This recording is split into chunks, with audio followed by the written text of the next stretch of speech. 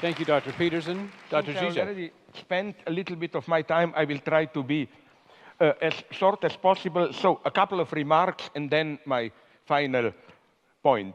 Why I think this self-limitation of capitalism is needed. First, about happiness. Just a couple of remarks. Jordan, I want to ask you, but isn't it, am I dreaming? I think I'm not.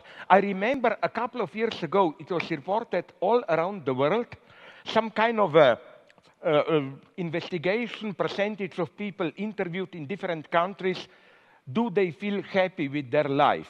And the shock was that some Scandinavian countries, which we considered social democratic paradise, were very low, while Bangladesh, I think, was close to the top.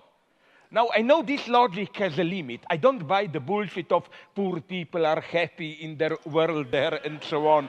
But you know, my argument here is not against you. My argument here is problematizing happiness even more. Look, this may interest you. I was years ago in I think, Lithuania, and we debated, I report on this in one of my books, when were people in some perverted sense, and this is the critique of the category of happiness for me, happy.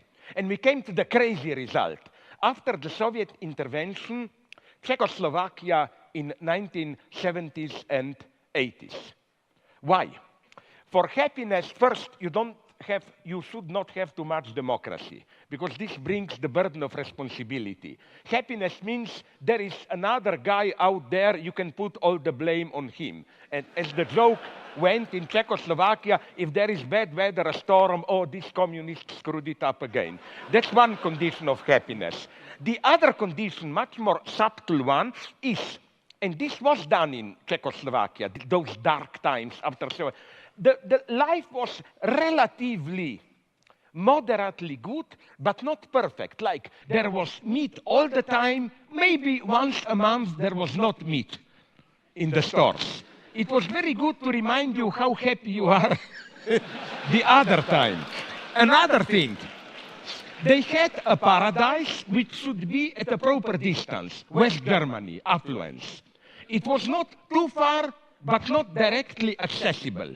You know, so so maybe in your critique of communist regimes, I agree with you, you should more focus on something that I experience of, you know, don't look only at the terror, ultimately totalitarian regime. There was a kind of a silent, perverted pact between, at least in this late, a little bit more tolerant, but I still oppose them, communist